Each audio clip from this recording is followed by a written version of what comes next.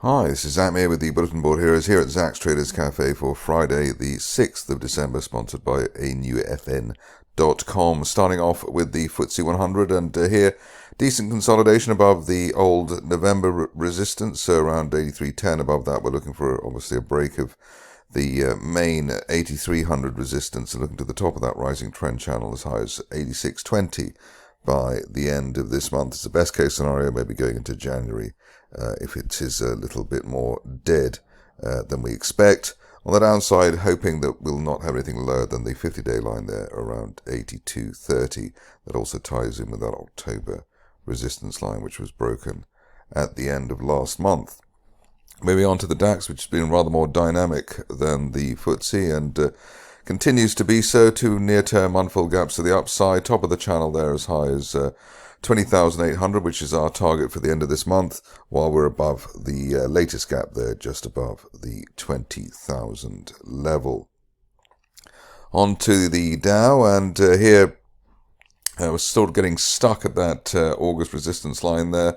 That was promising a target up to 45,200. If we break that, look for the upper parallel of that line, if there's a sort of Christmas rally type thing going on, at 46,900. On the downside, hoping that we'll stay on the right side of 44,000, given that that was the former top of the old one-year rising trend channel, which we managed to hit back in October.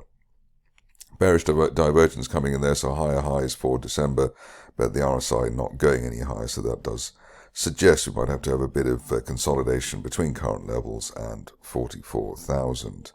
Moving on to Bitcoin, which there's never a dull moment, and a bit of a rug pull here over the last 24, 48 hours.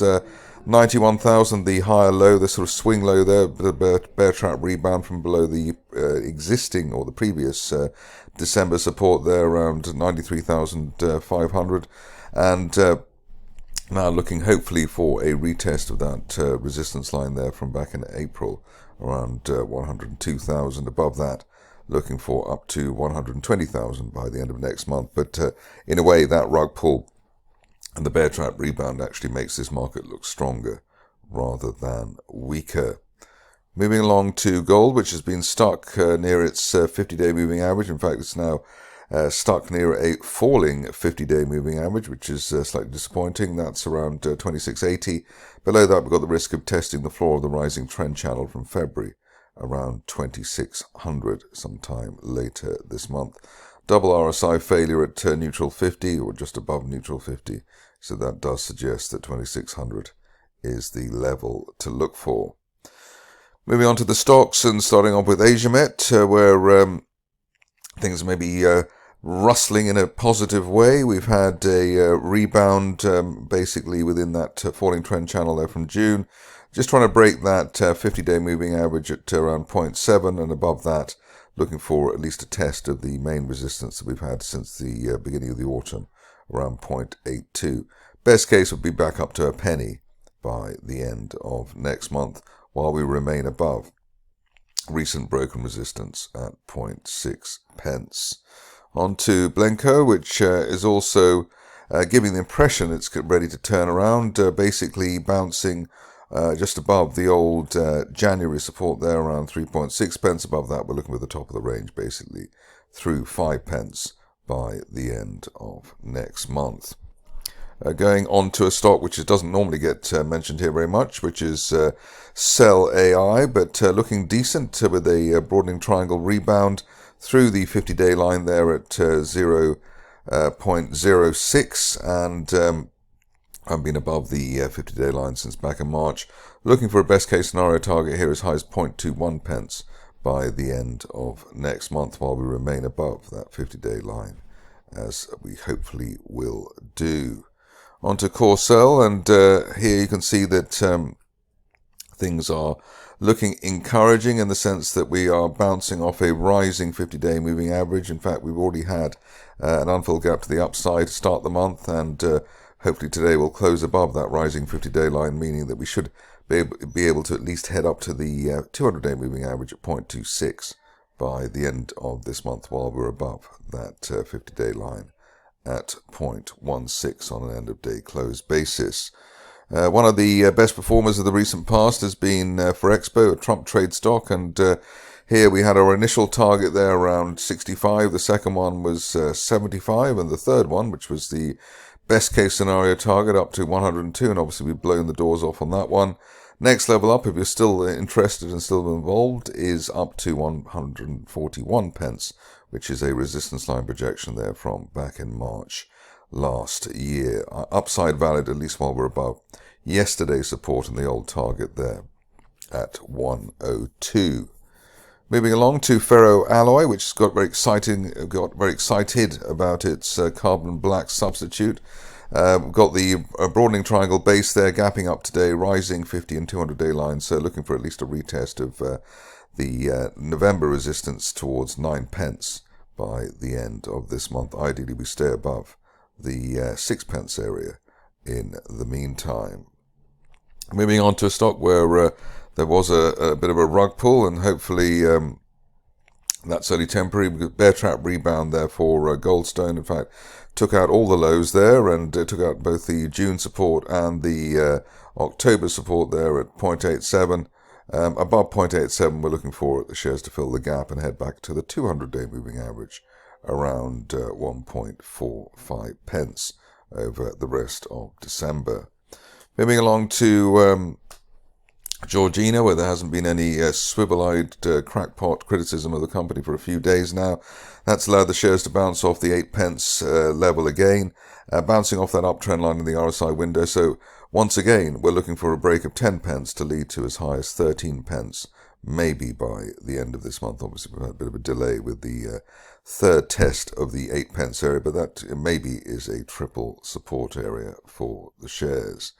Onto a stock that I don't look at very much, and don't think anybody else does either, which is likewise, but the shares have gapped off the low, which is always nice. In fact, we gapped down back in November and gapped up now, so in theory it's a bear trap island reversal. We've also got the RSI back above neutral 50 and looking for the shares to head back to 20 pence while they're above recent 15 pence support, hopefully by the end of this month. On to NEO, where one can almost smell the excitement and potential RNS announcements, which the Twitterati seem to be looking for, but shares are well poised at the moment against that red resistance line there from back in August around 105. Want to see an end of day close basically where we are or slightly higher to give us the chance of a move back to retest last month's resistance at 1.3 pence. Moving along to Ondo, where somebody was asking me what I thought of the shares, and find out pretty soon. Here you can see that we've hit the third target there, which was 32 pence. Above that, looking for the fourth target, which is up to 40 pence, hopefully by the end of this month, basically unwinding the dip the shares had from the summer of 2023. Moving on to Rome Resources, recent listing, and trying to work out exactly where the shares should bounce. Obviously, we're waiting for drilling news here. Floor of the channel and the old resistance there in July coming into play. This at 0.33, 0.34. Next trigger would be an end of day close back above the 50-day line at 0.35 to take us up to 0.44, hopefully off the back of news. Stock which I'm quite proud of actually in terms of shares doing what they were supposed to do is Sealand. I think we had the initial hint that might be a turnaround there back in October with a break of a resistance line there around the 0.15 level, and the target after that was up to retesting September resistance near 0.5, then 1.1 pence, and then finally, if we get really lucky, the upper parallel of that rising September trend channel up to 1.8 pence over the next few days. But you can see it's quite a volatile situation as well. Tomco also quite volatile, but not quite as volatile as that. Here, nice progression in the sense that it's 3 steps up, 2 steps down, which we've done over the course of November. And nice to see the support there coming in at old resistance, almost exactly at that. And that suggests that we are still building and heading for the top of the broadening triangle there from the beginning of the year as high as 0.11, hopefully by the end of this month. On to the Aquas market, which obviously somebody has to look at as well. And here we've got Truspine, which I did dither on looking at. I sort of noticed it a couple of days ago, but now we're in a pretty decent position with the rising 50-day line. You can see those very strong candles as well, opening at the low, closing at the high. Looks like somebody's very interested in this stock, and because obviously it doesn't really happen by accident. 2.1 pence the target here by the end of this month, while we're above October resistance there, 0.085 or 0.85 on a mid-close basis, but it looks as though we are on our way there. Another stock which I looked at previously and was waiting for a breakout and then missed it is Euro Metals, breaking that £1.40 level, that triangle, the red triangle there from August. And once that was done, we're looking for the top of the rising trend channel and an old resistance line there from last year as high as £2.70 by the end of this month. So very nice little breakout there on Euro. That's it for me today. More updates over the weekend.